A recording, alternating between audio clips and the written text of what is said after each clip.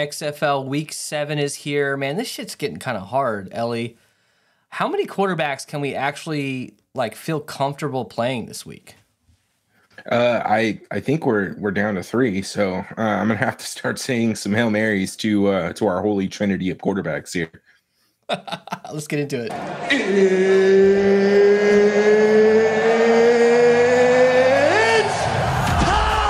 is up, guys? Welcome to the Edge DFS. My name is Tyson Smith, joined by Ellie Hernandez. Ellie, what's going on with you, man? How you doing? Doing pretty good, man. Family had that weird stomach bug that's been going around, so we had to deal with that the past couple of days. But while that happened, was able to get second place in a NBA contest the other night. Won some decent money, so that was nice. Yeah, that was nice sweating that out with you. I was following you on that one. Fucking Kevin Knox, bro. If he just doesn't get that double, man, I take it down. Yep. Well, hey, it's happy MLB day. We're recording this on Thursday night. The Padres game just started probably 20, 30 minutes ago. So we appreciate you guys taking away from your MLB time to talk about XFL DFS. I think it's possible that, more people fall off, which leaves overlay and which leaves a little bit less competition. So there's still an edge there, but we need the edge at this point because the pricing's super tight. The quarterbacks suck ass. We can't trust the depth charts. We can't trust the injury reports. We still got landmines last week with random dudes that just didn't perform or didn't play. An MVP candidate in Brandon Silvers shit the bed and got benched. So there's just a lot of question marks up in the air. Let's actually look at our review of week 6. We're just going to briefly kind of talk about some of the winning lineups here. So on the left, this is the big contest, 20K to first. I'm about 99% sure that's Justin Freeman, right? The Run the Sims guy who's very involved with XFL. He won the 20K. Crafty Lefty. Teamu, Brian Hill, Lucky Jackson, Shepard, Abram Smith, Jacquez Patrick, and the Brahmas defense. That was a score of 140 points. Now, I put both of these lineups to show you the difference between these contests and contest selection, why it's so important. The contest on the right, that's the 222, 10K to first. I think there's only 150 people in that. Look at the score, 105. Buddha won 10K with a score of 105. That's a great lineup still. My point here is, if you're going to spend $1,000 on lineups, maybe you just go with $888 in the 222. If you could afford even just one lineup in the 222, maybe you just focus on that. I don't know, man. What are your thoughts here? We kind of talked about it last week with Scott, which, by the way, Scott took down that showdown slate on that terrible Brahmas game, and he crushed it. He got, I think he netted around $7,000 or something like that. But we were talking about it last week with Scott Dradamas. You just probably want to focus on some of these bigger, higher dollar entry contests if you can, if your bankroll allows for it, right? Yeah, absolutely. If your bankroll allows for it, the ROI is just nice and it's a little bit safer, as you can see here, right? You can score 35 points less and still end up cashing pretty nicely. But one thing I do want to call out is it looks like I think this is the second week in a row. We looked at the lineups last week, and I think they had 3 running backs too. Yeah. So it's kind of interesting to see that here. Another lineup with 3 running backs winning the big contest. So it's kind of crazy. At the beginning of the year, we would never play more than 2 or never play more than 1. And then slowly maybe we'll play Brian Hill and maybe Ellison, and Ellison fell off. And so there's just a lot of movement. And now I think we could be comfortable this week with playing 2 running backs, maybe 3 in some of your lineups, because the value is there with some of these guys like Jacquez Patrick this week with a great matchup. Brian Hill as a pass catcher, probably a pretty good matchup against the Roughnecks. And then Abram Smith going up against Orlando. I mean, how could you not want to play him? So that's just something to think about. Let's look at our first look here. So this is a little graphic we put together. If you guys want a copy of this, hop in the Discord. You can scan it right there. Or if you're on your phone, you can't scan it, just go into the description and click join. It's free. We're probably providing some of the the most information when it comes to XFL any Discord. I've been into quite a few. There's probably maybe one or two that has like more involvement, but we have a ton of guys in there consistently playing a lot of lineups. So go ahead and join that. That obviously helps us out. We appreciate it. It's free. I mean, it's free. So let's look at this. So actually, Ellie, do you want to talk about injuries first? We should probably talk about injuries, right? Because that kind of changes what we talk about here. So let's look at injuries first. So Raquel Armstead is probable. He was limited. Ethan Wolf, probable. Jaquez Ezzard, a pretty good kick return dude, and gets involved in the pass game every once in a while. He's out. And look, of course, on the depth charts that were released today, after the injury reports, he's still starting. So who knows about those depth charts? They're garbage. Most of them are bullshit. Now, one thing to talk about with Vegas, they released their injury report probably about an hour before we went on, or maybe about 2 hours. There's a lot going on with Vegas. Sidney Sweeney, questionable. He was limited with an ankle injury. Geronimo Allison's questionable. He was limited. Originally, I didn't think either of these guys would be questionable, but now we officially see they're questionable. DeAndre Torrey is out. He was added to the reserve list. And then Martavis Bryant is questionable. He had a DMP on Thursday with an illness. He was just added to the report. So look, he'll probably be a 1% owned dude. It doesn't really matter. But the point here is Vegas they're a shit show. We kind of buried the lead. We'll talk about that here in a second as far as the trade with Perez going to Arlington and what's going on with their quarterback situation. We'll talk about that in a second. But Vegas, there's probably going to be at least one, maybe two of these dudes out, right? Because you saw they added a wide receiver today. They signed a dude, right? Yeah, absolutely. So XFL listed Vegas Vipers is adding Saeed Blacknail, wide receiver today. What that means, who knows? But I would expect one of these wide receivers to probably be downgraded to out. Yeah, and we're going to talk a lot about Vegas here in a second and their offense because that's a shit show. Jack Cohn, I thought this dude was like done. I don't know why. I just thought like, okay, they're going to move on from him and try to find another dude, which they signed Ben Kurt. Jawan Pass started last week. They kind of basically rotated every other drive. Now, if Jack Cohn's healthy, I think he'll get the start. And he was a full practice on Thursday. They have him listed as questionable. So who knows? We always got to keep an eye on that. But in my opinion, a guy like Jack Cohn, if he starts, that's a pretty good matchup for him, which we'll talk about here in a second. Calvin Turner Jr. is a guy that we've been wanting to play, but he's been injured. He's out. And Travis Toivonen, he's probable. And then look, Morgan Ellison is questionable. I'm not touching this dude until I see him log a full game. Bradwell is the guy, but he has not done shit. Like I know that they're on a winning streak, Seattle, but in my opinion, Morgan Ellison makes this team like one of the probably a top 2 team in the entire league. They got to get this guy healthy, but I'm not touching him. And then, of course, we got Marcel Aitman coming back, which kind of can mess up some things, which we'll talk about. So what jumps out to you here, man?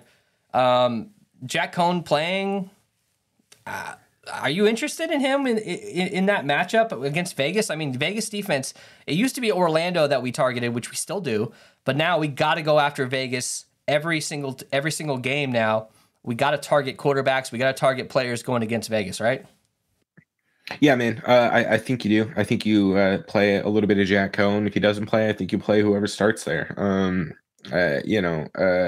I think that this is a clear slate where, kind of like what we alluded to in the beginning, in the intro, I think everyone's going to kind of just cluster to 3 quarterbacks. So getting a little bit of exposure to some of these guys, you probably don't even have to be that risky, especially if you're doing a 20 max. You could run 2 lineups and be 100% fine with Jack Cohn. So yeah, I think you get a little bit of exposure to them. They're too cheap to not be a little bit interesting in a great matchup. And Jaquez Patrick is probably the lock of the week, in my opinion, as far as running backs go and value goes. He's mid-price. He's not a great running back by any means, but going up against that Vegas defense, they're the worst rush defense in the league. You got to target them. All right, so let's briefly talk about some of the transactions that have happened. So the biggest one, Kyle Sloter released right after that game, which came out of nowhere. And then the same day, pretty much, I think it was the same day, it was maybe a few hours, we saw Luis Perez traded from Vegas to Arlington. Now, we'll talk about Vegas, the ramifications for that in a minute. That's bullshit. That's fucked up anyways. But let's talk about Arlington this week. You don't have to really worry about Perez getting any playtime. There's a very, very good chance that he's not even active. Stoops had mentioned that Plitt's going to get the start, but you got Kevin Anderson as the backup. So probably, they'll probably let Perez sit on the bench. Next week, though, you got to be interested in Perez. I'm curious to see what he's priced at. But for this week, it's Plitt and maybe some Kevin Anderson. So, I mean, that's pretty interesting, man, right? Like I know there's not a whole lot to talk about this week because he's probably not going to play, but when he's active, Perez could make this team like kind of interesting, right? Yeah, I like Perez. I think he would have been fine in Vegas if they would have just stuck with him. But that, being wishy-washy with your quarterback is not going to help you win games. Yeah. So now let's talk about Vegas. Hey, guess what? Perez got traded. Amazing. We can lock Hundley in every week because we know he's going to play. Guess what? Nope. He's not starting this week, at least on paper. And I'm not comfortable enough playing him because he's screwed everybody over so many times. I'm not comfortable enough playing him until we see a full game out of him. McClendon is starting for Vegas. So let's look at this first look here. McClendon is starting for Vegas, and we'll talk about that second. But let's first talk about Seattle Sea Dragons going into Arlington, or just basically rolling out of bed and going to the stadium, basically. This is a 37.5 point total. It's the lowest on the slate, and most of that is because of the Renegades. We saw what Plitt is capable of last week. And the Sea Dragons have a pretty damn good defense. Like, they're not bad. So going up against this Arlington Renegades offense, I think the Sea Dragons have a clear advantage. Plitt, they're probably going to start Plitt. He's probably going to throw a pick six or fumble or do some stupid thing, and they'll put in Kevin Anderson, and then maybe he'll give a little spark. But to me, I'm not interested in playing this Arlington Renegades offense, minus a couple of one-off dudes. But Seattle Sea Dragons defense is interesting. But the one thing to talk about here is the Arlington Renegades defense is very, very good. They're number one against pass, and I believe they're number one against the rush when it comes to yards per game. So what happens with the Sea Dragons here? The past 2 weeks, we've seen their offense sort of flutter. They haven't thrown for more than 200 yards the past few weeks. So I think this might be the week that maybe the Sea Dragons stacks, like multiple player stacks, like Pearson and Blake Jackson and some of these other dudes, maybe they're not as popular. DiNucci will always be popular. But what do we do with the Seahawks here, man? I think this could be like a 20 to like 9 game or some shit. And if you go heavy on this Sea Dragons team to start, you might be dead before you get out of the gate, right? Yeah, so I am generally hesitant to play the first game on a slate when we're doing a week long or a couple day long slate anyways. So I'm going to have limited exposure. I will have some exposure here just because I do think you're right on with some of the points that you made about them struggling the past couple weeks on offense. If ownership starts coming away from them, I still like them. The only reason I haven't been playing as much of Ben DiNucci in that offense is just because he's been coming in at like 35-40% owned, which is crazy. But if they're closer to 10 to 15% owned, then I'm going to have some stacks there. DiNucci, I think maybe even a 2-1 run back would be probably the way to go. Yeah. I don't know if you need to go a full 3-1 or anything along those lines, but I think it becomes interesting leverage play if they come in closer to 10 to 15% owned. DiNucci will still be the highest owned quarterback. He'll still be 30+% owned. But when it comes to heavy stacking, I don't know how much that will actually occur. Because look, Arlington Renegades, their defense is damn good. I don't know if it's good enough to stop the Sea Dragons, but like I said, in the past few weeks, the Sea Dragons have not looked super good on offense. They're on a 4-game win streak. I think they make that 5 games here. But look at the total there. 37.5 points. Their implied total is 21. It's up there. It's one of the top on the slate. Don't get me wrong, but I don't think that Ben DiNucci comes out and throws for 350 pass yard or 350 yards and 4 touchdowns in this game. I could be wrong. Another guy to talk about is Pearson. Does Pearson finally, we've seen some below average games from him. He still get like 7-10 or so fantasy points. He's not like getting zeros, but for a guy that's 11.5K, I don't think you play him in cash this week or that 222 contest or any single entries. I think you go away from Pearson. And I think his ownership will crash a little bit. I don't know. Am I crazy? No, it should come down a little bit. I mean, I still don't know why he's priced up at 11.5. Maybe was it him who he had an opportunity for a touchdown, but they just missed on a play last week. Maybe that's why he's still priced up. He's a big play guy in the offense. I think Blake Jackson should probably be the highest priced wide receiver right now on that team. But yeah, that his ownership is going to come down because Blake Jackson is going to be the guy that a lot of people flock to, I feel like. All right, so let's move on here. So the Brahmas going into Vegas. It feels like Vegas has played at home like 9 times this year in 7 games. Like, I'm tired of seeing that field. I'm tired of seeing that shitty broadcast. They literally have like construction dudes come out and build like camera platforms and places for these offensive coordinators to stand. I hope that next year maybe they move to another city that actually wants to host them and can actually get like more than 10,000 people in the stands. But that's besides the point. Vipers hosting the Brahmas. Dude, I don't know what to do with this game in particular. I know for a fact that I'm going to go heavier with the Brahmas than I usually would because of this matchup. But I'm not really interested in playing a lot of Cone because Cone comes out.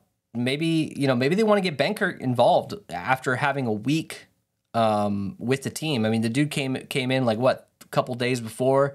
He looked terrible. He complete like 1 or 2 passes, but you can't really judge him on that. He was game to come in and play. Now that he's got a week under his belt, he's probably got some offense, some first team reps. So what kind of leash is Cone going to be on? Probably pretty short if they come out and suck ass against a terrible Vipers team with like a 3rd or 4th string quarterback starting. So to me, I feel like I can't trust Cone necessarily, because Benkert or Pass could come in. But look, let's talk about McClendon. So we don't really know a whole lot about this guy, but I don't like, is Hundley just like, does he suck ass?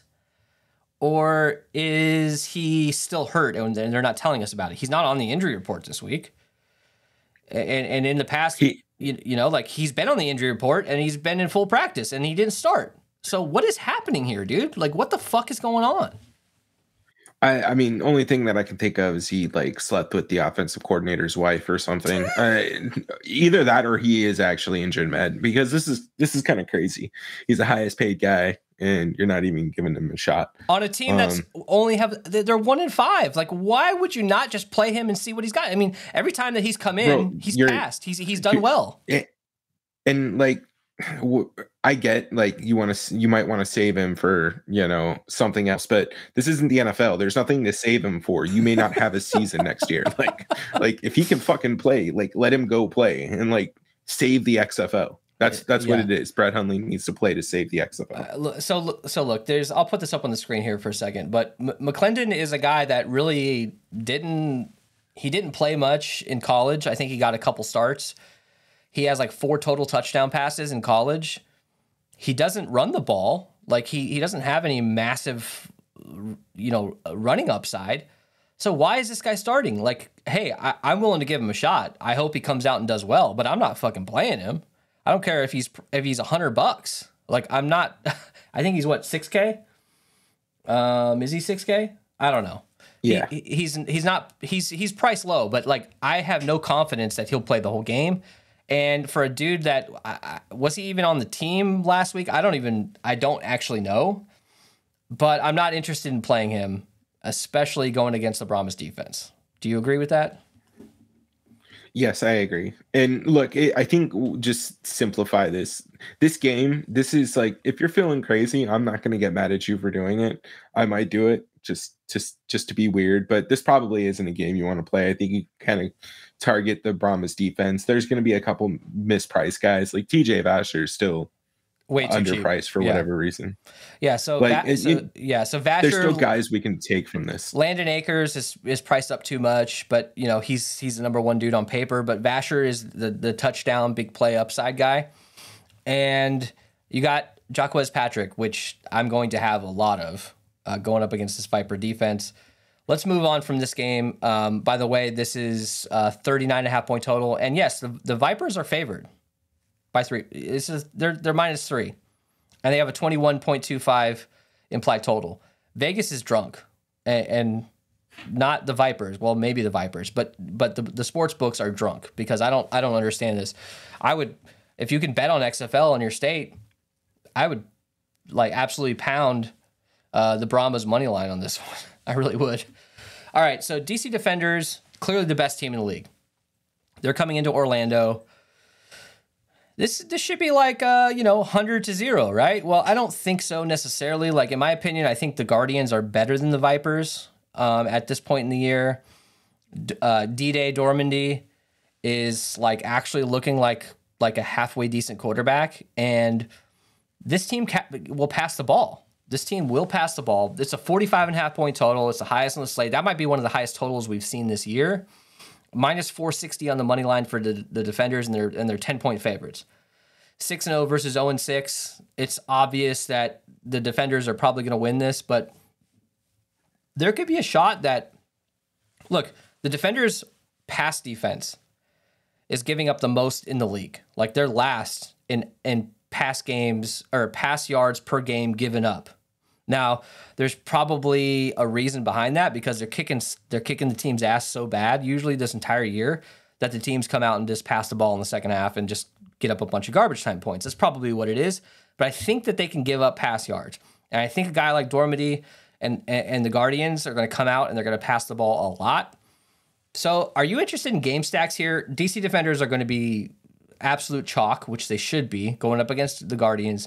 But I think you can get a little bit of Guardians, little game stacks going, don't you think?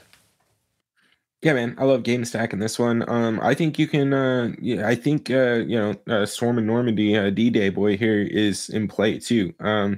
He is 640 passing yards on the season. I had to go double check that shit right now just because it doesn't sound right? When did that happen? Yeah. So I still think he can get it done. The offense does look better when he's in there.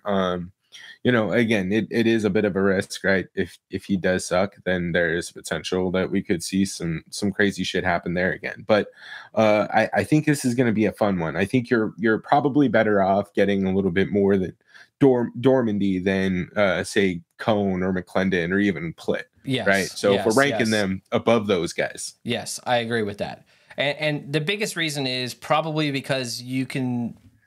He's earned enough respect, at least, that they're probably going to try to play him the whole game. But who knows? We'll have to see who's active.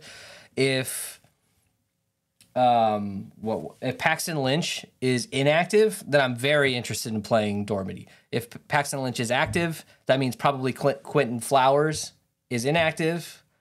And then now you got a quarterback back and forth potentially. So we got to wait to see the inactives on that. If you're building for Friday night, maybe just leave a little bit of room if you wanted to get if you wanted to get some Dormady, maybe don't get as much, maybe try to plan on maybe him not. I don't know. It's a clusterfuck, man. There's just not a whole lot to talk about. You just got to pray. Teamu, to me, he feels like a good cash single entry option this week at his price. I think he's 8,500. But with the XFL, we all know whatever you're expecting to happen is the opposite will happen. So with Teamu, we saw him in the red zone. We saw him basically playing the whole game. And King came in for a few snaps at running back as a decoy. Maybe they go back to King for red zone opportunities here, especially if they're absolutely crushing. I don't know. I have no clue. So if Teamu is losing red zone opportunities, that's not good. Probably not a good cash option. But based on what we saw, they're probably going to let him ride. Who knows? Lucky Jackson is another great option. Jaquez Ezzard is out, so maybe you get some extra snaps for some of these other ancillary wide receivers on this team. But they really came out and passed the ball, and they look damn good. Who on Orlando are you interested in here? Cody Latimer is obviously the safest guy, but he's 8K now. I mean, look at that stack. Look at the prices there for that stack. Te'amu and Jackson is $1,300 cheaper than Dormady and Latimer. That's crazy, right? Yeah, absolutely, man. I do think that we do have some people here in Orlando that we can play, though. Like, again, Eli Rogers, he's always in play. He's 3,600. Dedrick Thomas, we saw him getting some work and some consistency in the offense. He's 3,300. That's kind of Rambo, the top value. Yeah, Charleston Rambo, and he's, what is he, 8K? So he is a little bit more pricey on a slate like this, but there's definitely options, especially in that 3K range, which it is perfect, especially if you're uncomfortable with some of the Orlando players. Dan Williams III, he got semi-involved last week. He looked okay. He was on the field. We saw Lance Noir absolutely shit the bed. He was like 20+% owned, and he didn't even play. They put him on the injured list. And we saw, who's the other dude? Why am I blanking on the dude's name? The other wide receiver for Orlando. One of these cheap ass dudes. Where's he at, dude? You got Eli Rogers, Dedrick Thomas, Andrew Jamil. Javonte. Yeah, that's what I was talking about, is Jamel.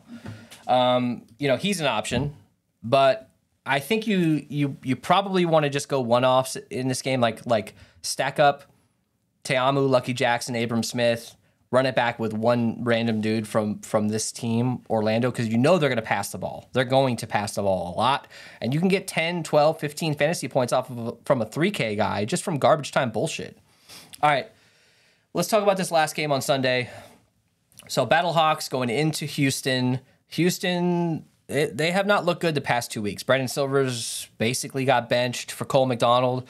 Cole McDonald looked pretty good, but you look, as the backup quarterback, you're most likely gonna look good, especially for a guy that was competing for the starting job before the season in Cole McDonald. So he's been with the team. He knows the system. There's no chance that Cole McDonald starts this game, but Brandon Silvers will start. But what kind of leash is he on? I really don't know. By adding, we talked about last week that they're going to get Cole McDonald more involved. I didn't think it was going to be that involved. But if AJ McCarron comes out and slinging the ball, I know that typically speaking, the Battlehawks are kind of like a second half team. But if they come out and are slinging that ball around, and the Roughnecks are losing again, they're going to put in Cole McDonald. Right? So how confident are you in Brandon Silvers? You got to get some Brandon Silvers because we've seen his output on good days, but you just can't get too comfortable with him. For tournaments, play him a little bit, play some Cole McDonald maybe a little bit too, but where are you thinking for Silvers here? Silvers, I think you're fine in 20 max and, like 150 GPP. If you're throwing a random dart in there, I don't know if that's the route that I'd go. I think you probably want to probably target AJ and a stack there, stack this game. But Cole McDonald, I don't know if I'm getting there. I'm not too big on the situation where might get benched and then the backup comes in, because we do have a couple guys that are backups playing, right? So McClendon is playing, and then we still need confirmation of who's going to start in Arlington and San Antonio. So there's less questions in other spots that I'd rather get to. So I don't know if I'm necessarily going to get to Cole McDonald, but you can still take pieces. This is a good game to run back with. You can get Burnett, you can get whomever, and run it back with the Battlehawks offense. So DiNucci and McCarron are really the only quarterbacks that we could probably be pretty confident without an injury they're going to play the entire game. Te'amu is very close to that. Like, it's situational, but like he could lose 10 to 15 snaps from D'Eriq King, depending on their game script and depending on their matchup. So really, realistically, DiNucci and McCarron are really the only guys that you can be comfortable with unless they get hurt. All right, let's get into our breakdown here. Break it down. All right, so the Nooch is 11.8K. Benvenuti. I mean, he's expensive as hell. Like, putting him and Pearson together, yeah, there's high upside there. And you know that Pearson's going to be on the field the whole game almost. That's damn expensive, man. Like, that is really damn expensive. So, DiNucci and McCarron. McCarron's 11.1K. He's getting more expensive. As well they should be, because they're the only guys we can really depend on.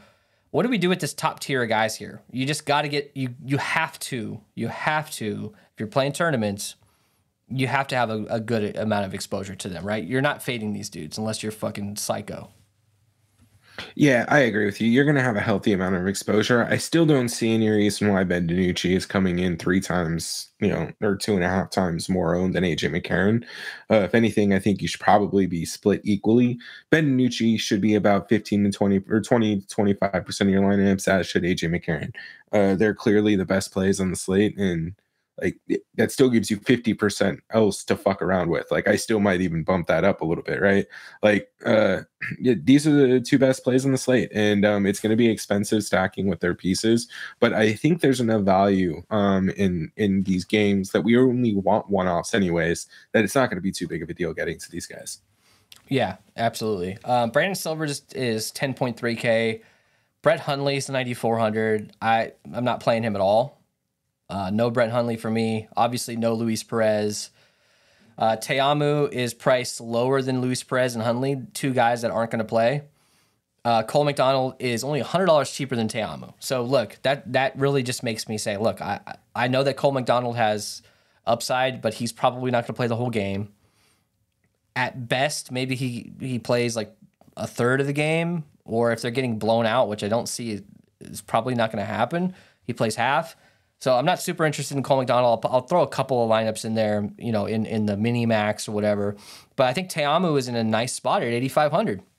Look, even if he gets like 2 red zone opportunities stolen from him from Derek King, he's going to put up the rush yards from one side of the goal line to the other, and he's going to put up the passing yards. We've seen it happen. We know we can throw the ball. So look, this middle, and then Dormady D-Day is 8K. So that's why I think that Teamu for these cash builds is at 8,500 is kind of an interesting option. What do you think? Yeah, man. So look, I'm gonna complete my my opening joke then real quick. So obviously AJ McCarron's the father because he's a dad. Ben DiNucci is the son, right? He's the son. He's out there having fun. And then Jordan Ta'amu, he's the Holy Ghost. He kind of shows up and then he disappears. Okay, so yeah, I think that's what we're expecting here. He could be the guy that's there in the red zone. He could not. He could be have a disappearing act. So it's something we've got to keep in mind, but he's the 3rd best quarterback play on the slate. He might even get a slight boost to, second or even first, like great for cash, you say, because he's 8,500, right? And he's still going to go get 12 to 15 points. Yeah, for sure. I mean, look, even like going up against Orlando and if he gets like 70, even if he gets like 75% of the snaps, like he's probably still going to get you there.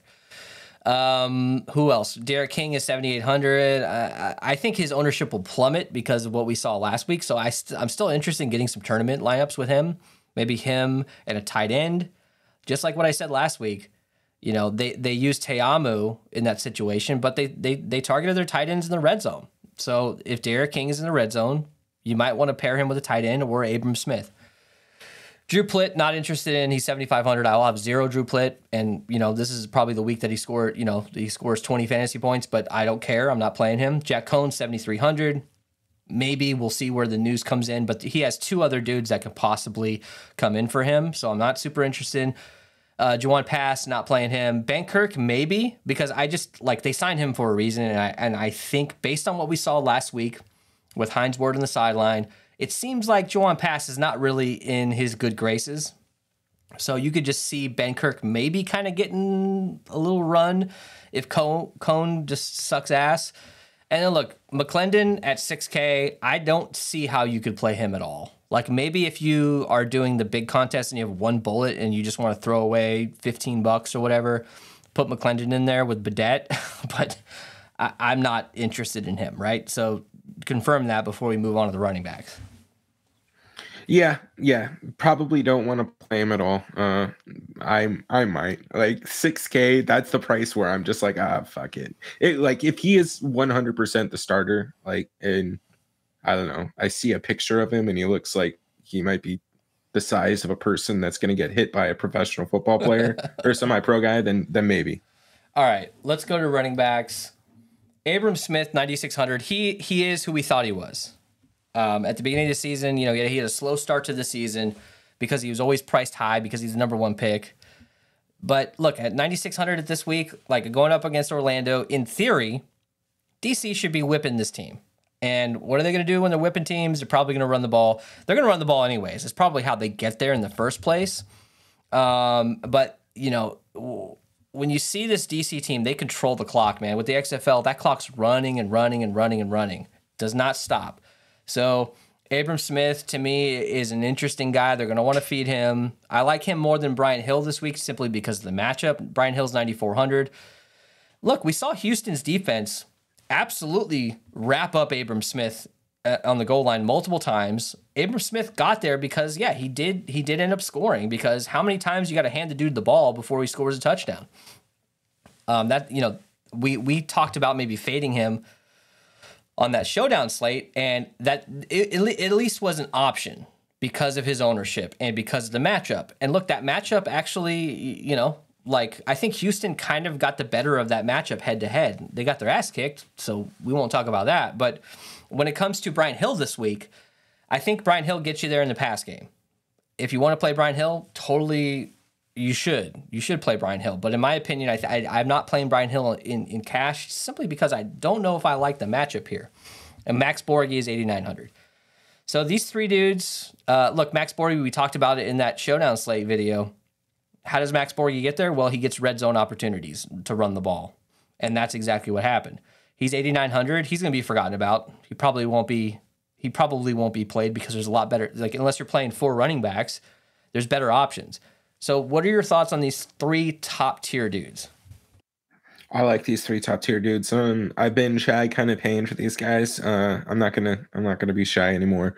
Their floors are there, and right now, I mean, we kind of need some more consistent floors. The raw scoring is what we need on these games, and I think Smith and Hill can kind of be mainstays. Like I'll probably have one of them in a lot of my lineups, and then I'll sprinkle in some Borghi as well. I think he's going to be a fun run back with the Battlehawks.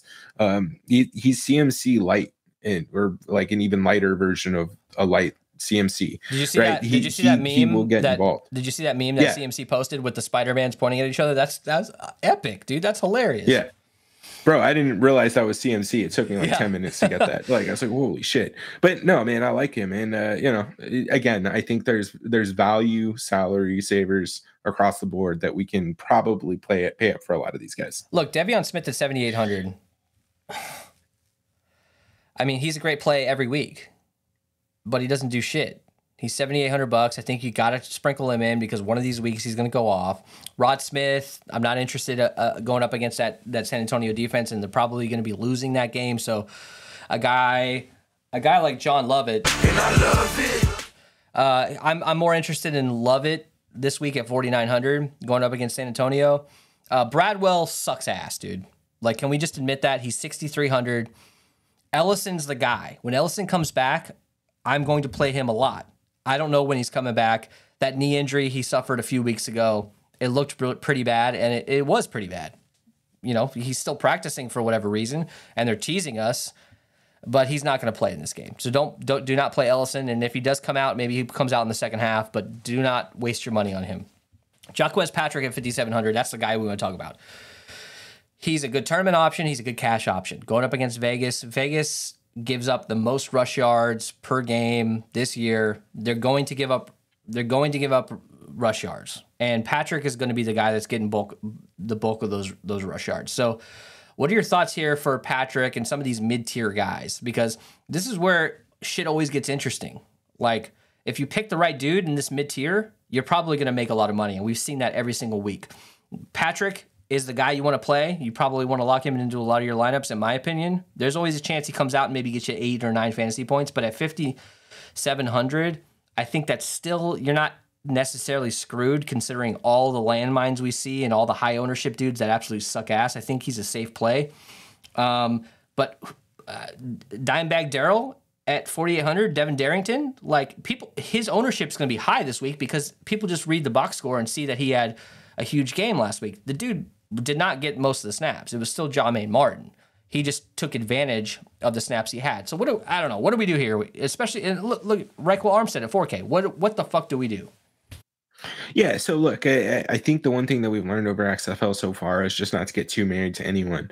I'm right with you. We're going to play a shitload of Jacquizz Patrick, but if you're running one lineup, maybe you think about maybe pivoting off of him and you go to our boy GZ John Lovett, right? So, and with that being said, keep an eye on him because we might see his ownership increase a little bit because he scored a touchdown on Sunday too, right? So I don't know. There is some guys here that I'll be taking a stab on. And again, some of these are still going to be under 5% owned, so you don't need to get crazy. I'm still going to play a little bit of Dimebag Darrell at 4,800. He's going to give you some flexibility in your lineups, and then yeah, you're right on with Reichwell Armstead, man. 4K, like that's solid. Apparently, if he's active, I don't know. Look, I'm waiting for the week that Armstead gets like 20 fantasy points because I think it can happen. He's my new Marcell Aitman. Like I can't not play him because the week I play him, he's going to go off. So he's going to just continue to lose me money. All right, wide receivers: Ja'Cory Pearson, 11.5K, Hakeem Butler, 10.4, Badet, 10.3. I'm not playing Badet and Cass this week. It's not his fault. He's a great guy. I love seeing him on Twitter. I've watched some of his interviews. He's a great guy, and I wish him the best, but I'm not fucking playing him this week as much as I am usually with that quarterback situation. Josh Gordon, hell no. He's 10.1K.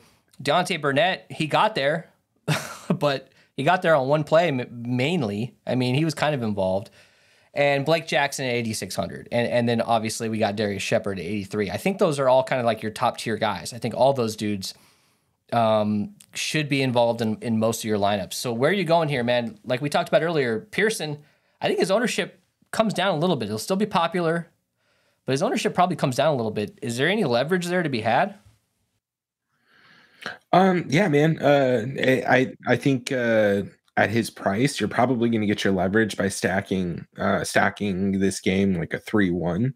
I think if you go just Ben DiNucci and Ja'Cory Pearson, that's going to be a pretty chalky version of it, especially if if Pearson's coming in at 15% and Ben is 35, then at least 10% of those stacks are probably going to be that. So, just something to keep in mind. I don't mind getting exposure to him. I'll sprinkle him in a little bit there, but I still think that there's better priced wide receivers on the slate. Hakeem Butler he's still $1,100 cheaper, and I like his matchup, and I like AJ McCarron. You know what I mean? So, and then I'm with you on Jeff Badet, though. Like, I'm concerned about their just whole fucking shit situation. That shit's pretty bad. Like I still don't understand why Blake Jackson isn't priced a little bit higher. I think that he should be closer with some of these guys. So again, I just feel like you're better off paying down this tier of Burnett, Blake Jackson, even a little bit of Landon Akers, but Darius Shepard. It's a very good tier. Yes. I think you can probably use that as a lot of your core, just especially even as one-offs. Yeah. I mean, you got a 1-1 stack there for the game, Darius Shepard, Burnett. Yeah, and Shepard, to me, with Aitman coming back, how does that play out with him, with him and Butler? Like, obviously, Butler's going to get most of the plays, but does Butler sit down for a couple plays to get Aitman in? I hope not, because that's absolutely stupid. But hey, this is XFL. It probably will happen. So Shepard, to me, is the safest play on this team, even more so than Hill, in my opinion. He is sort of boomer bust. He's kind of touchdown dependent on these longer plays. He's not going to get as many targets. But for me, Shepard, man, 8,300 because of his price.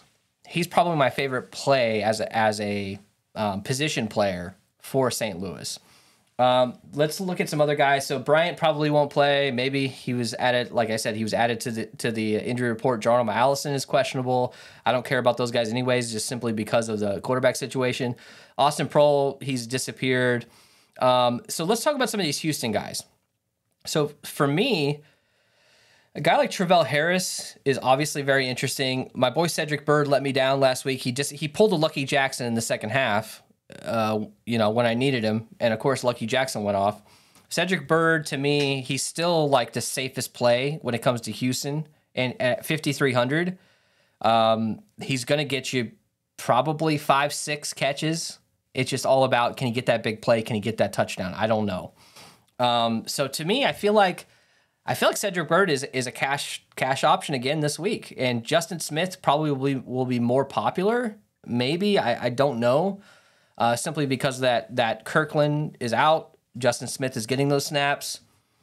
Where does that end up at 4,800? I mean, Cedric Byrd at 53, Justin Smith at 48. I'm probably going a little bit more Cedric Byrd, but I could be wrong about that. I still like both of those guys. And then look, Lucky Jackson 6,200. It's got to be one of the most interesting plays on the slate. So this mid-range here, am I missing anybody? We obviously have these Seattle guys like VC and Juwan Green that we always have to talk about, but Lucky Jackson, 6,200. I thought he would be priced up a lot more, right? Yeah, man. Lucky Jackson. I mean, he's another great play. 6,200. I think he was like 5,200 last week. So I'll keep playing him until they get his price right. And then a pivot off of him, come up a little bit to Travell Harris, 6,600. He's probably going to come in low honed again, and he gets involved in this offense. Still love Cedric Byrd, 5,300, right?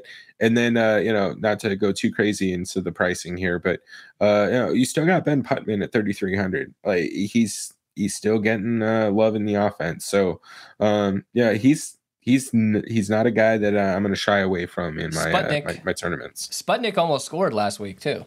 He was right there. That's right. TJ Vasher at 3,400 is mispriced, but I get it because of the situation. Fred Brown is on the field a lot, so there's that. Look, we could talk about all these guys for another hour probably, but we talked about the guys who are super interested in. One of the other guys we haven't really talked about yet, like necessarily, was Dan Williams at 3K for Orlando. And any of these Orlando dudes, Jamel, obviously, where's the other dude? Lance Noir is done, so don't play him. And also you have to ask yourself, which dude from DC with Ezzard, I know Ezzard doesn't play that many offensive snaps, but who gets those snaps? So like who does? All right, we got to move on here. Tight ends.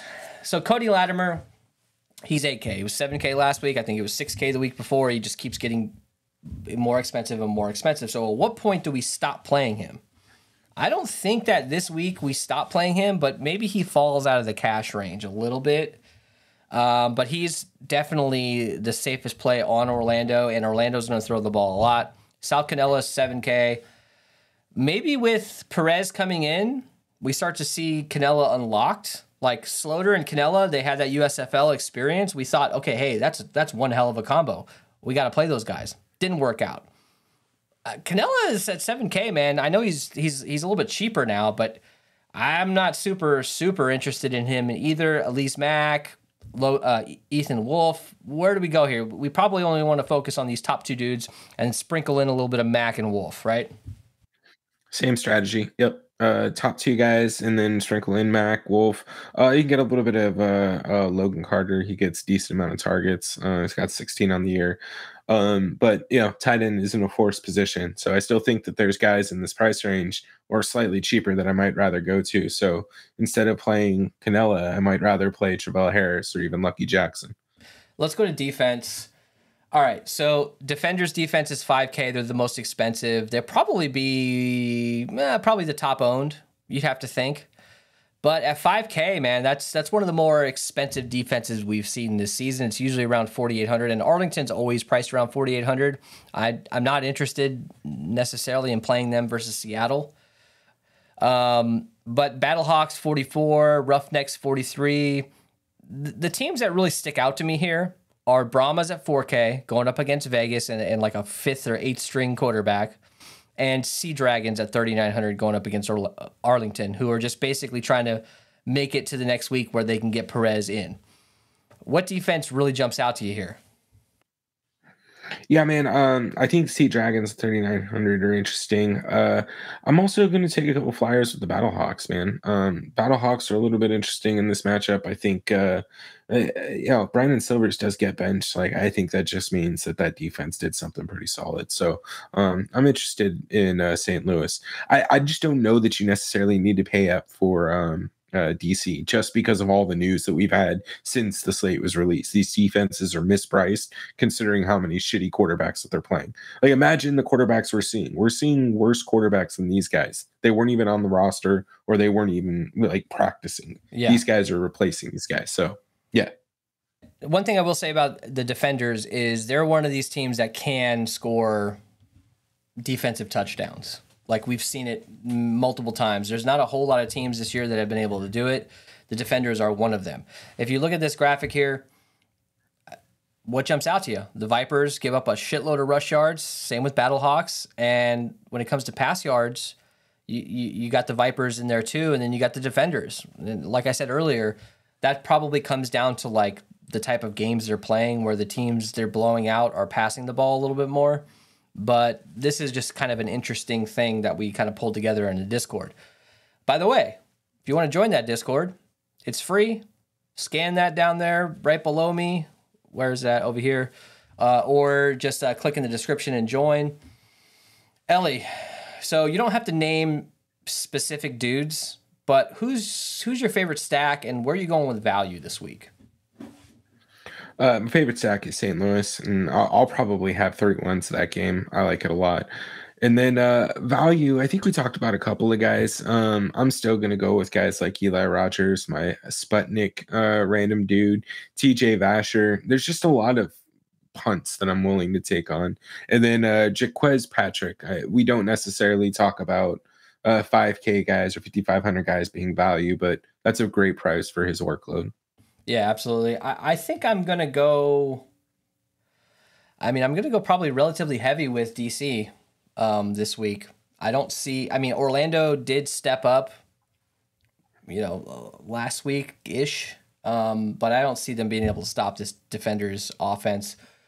I think Teamu and King are in play, and then you spread out Lucky Jackson. You if you're going to go King, put him with Abram Smith, put him with Raquel Armstead randomly, or put him with a tight end or Lucky Jackson.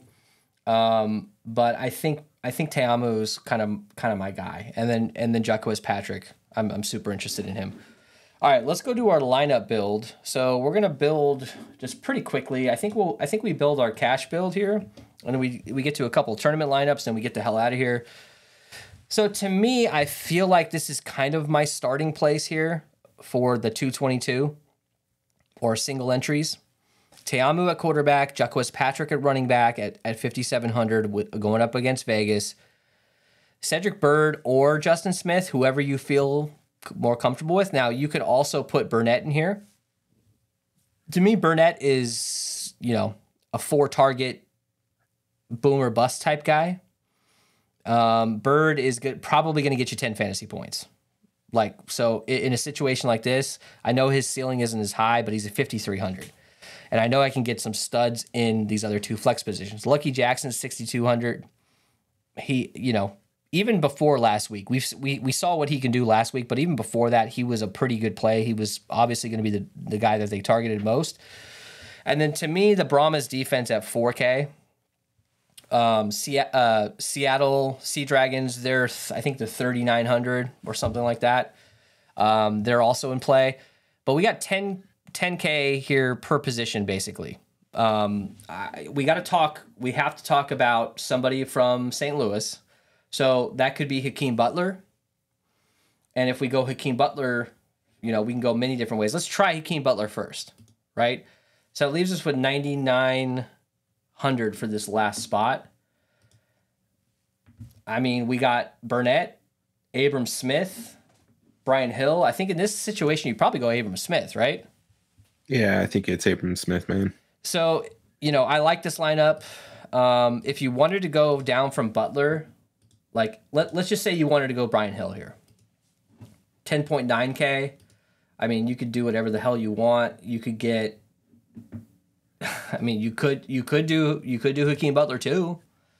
I mean, I don't think that that's necessarily wrong. I'm not going Bidet this week. Not going Gordon ever. Burnett here. Probably not with Cedric Bird together. That's a little. I'm putting too much stock into one game for a cash build. Brian Hill and Abram Smith. I think a lot of people are going to go this route this week. I think they're going to go for cash like Patrick, Hill, or Smith, or all three. What do you think about that? Are we putting too much faith in these running backs for the XFL? I think that might be a little bit of faith in the running backs just because they're so high priced. But we don't really have any salary issues with this lineup anyway, so I'm fine with it. I think I like Hakeem Butler better over Hill though.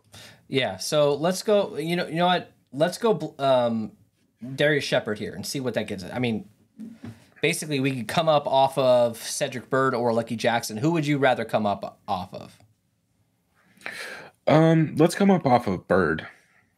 All right, let's come up off of Bird here. We can probably get into this Blake Jackson range.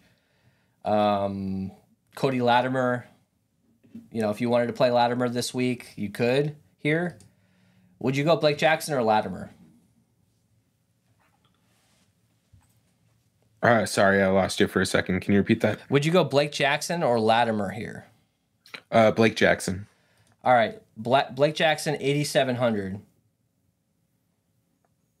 Where does that get us? Latimer, Devion Smith. I mean, it's kind of puts you in a weird position. I liked the other build that we did more. Going with Hakeem Butler. I think that's the way to go. Let's build obviously we're waiting on news with the Friday game. There's going to be some news that comes out after lock. We're going to have to adjust for sure. So join that Discord and we'll kind of talk briefly about that in there. But what do we do? You want to go McCarron here? Let's do it. All right, you tell me where you want to go. Let's go McCarron, throw in Patrick. Okay. And then let's go Hakeem Butler and Darius Shepard. Love it. Shepard. You want to run it back? Yeah, let's see. Who do we want to run it back with? Justin Smith. Throw in Cedric Bird. Cedric Bird. Plenty of opportunity here. You want to go defense first? Yeah. Can we get let's throw in Brahmas. Okay. Or Sea Dragons. They're right around the same price. 5,200. So that's terrible. Where does that put us? Love it. John Lovett. Yeah. Lovett, Dimebag Darrell, Justin Smith. Dimebag Darrell. Yep. I mean, I wouldn't go Justin Smith in this lineup. I mean, maybe. No. Shit, it's a tournament build, but probably not. Maybe Lovett going up against San Antonio. They're going to be losing the game. A backup quarterback. Probably going to dump it off quite a bit. Do you have any other build? Like, what do you think? Let's go down from Bird to Justin Smith.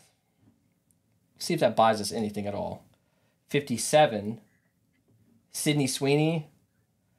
Now, look, if there's a lot of injuries in this game, I mean, you could go that route. What are you thinking?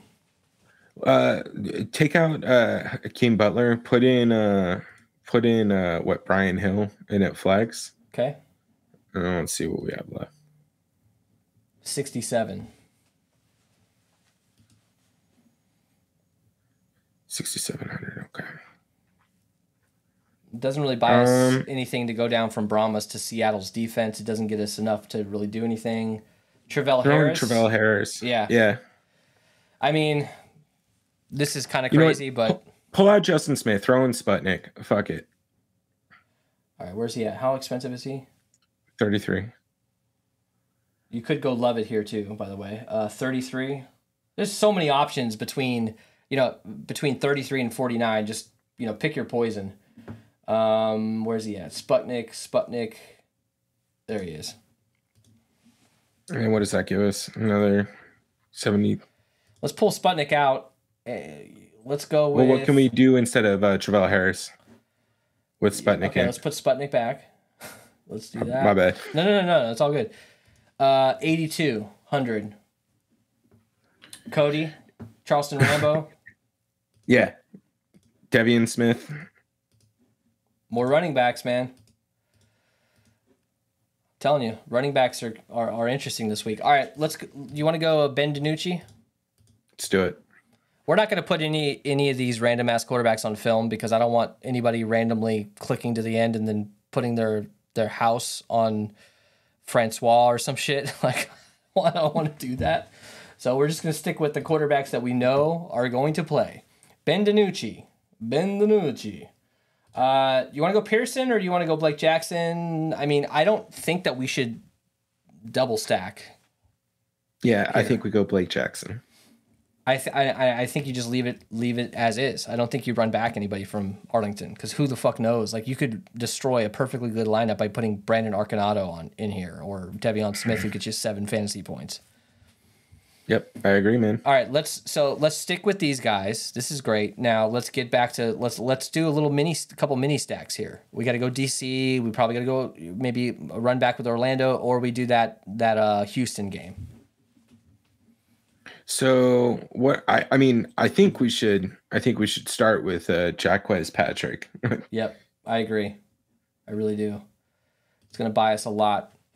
5,700. Okay, so we haven't put in Abram Smith at all. We should probably do that. This is a good lineup for it. Let's do Abram Smith. All right, so let's now talk about, do we want to run back with Orlando or do we want to do a mini stack with this Houston-St. Louis game? That's probably the way to go. Yeah, let's try that. All right, so we probably can't get Burnett in here. So do we want to go like Travell Harris or do we want to go Cedric Byrd or Justin Smith? Let's start with Cedric Byrd.